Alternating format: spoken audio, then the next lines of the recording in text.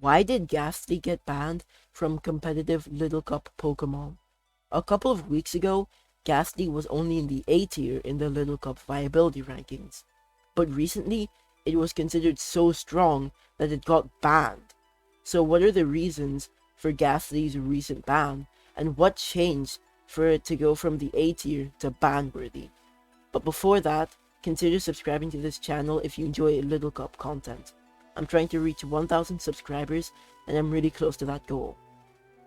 In Generation 9 Littlecup, Gastly mainly ran 3 sets: a sweeping set with Nasty Plot, a wall-breaking set with Life Orb, and a supportive set with Will-O-Wisp and Hex.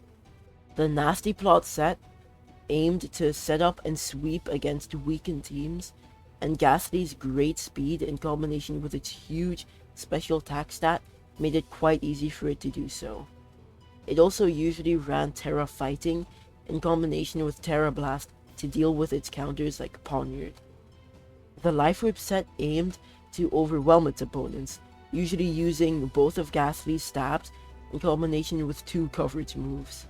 The 2 coverage moves could be whatever you wanted. You could run Terra Fighting with Terra Blast to one-shot Poniard, you could run Icy Wind to deal with Toadstool, you could run Psychic to deal with Crabrawler, you could run Terra Electric with Thunderbolt to deal immense damage to neutral targets. Gastly's move pool was so vast that you could basically run whatever moves you wanted to. The last and most popular set was the Will-O-Wisp Hex set.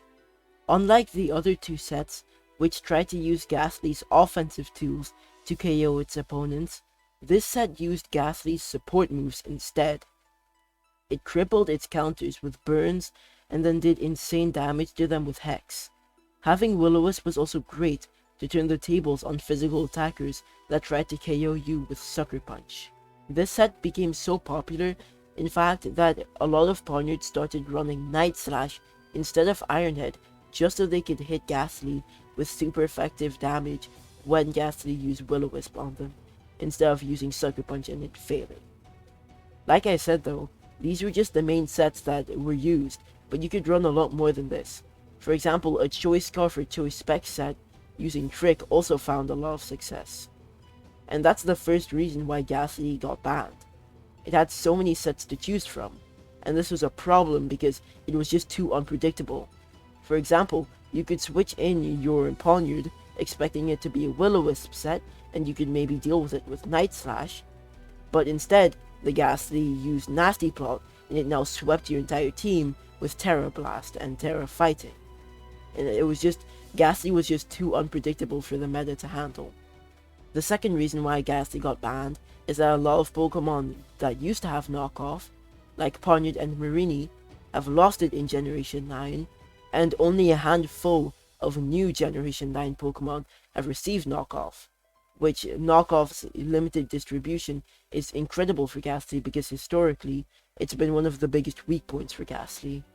The final reason why Gastly went from being in the A tier in early Scarlet and Violet to being broken was that it always used to be countered by the strongest Pokemon in the meta before this. For example, when Misdreavus was in the tier, it hard countered Gastly by just outspeeding it and one-hit KOing it with Shadow Ball. And when Giraffrig was in the tier, Gastly didn't have it much better, because Giraffrig also outsped Gastly and threatened to one-hit KO it with its Twin Beams. So when these 2 Pokemon got banned, Gastly completely dominated the metagame and was basically forced to be on every team because it was so good. That proved to be unhealthy for the metagame, so it got banned. And that's why Gastly went from being in the A tier in the Littlecup viability rankings to getting banned.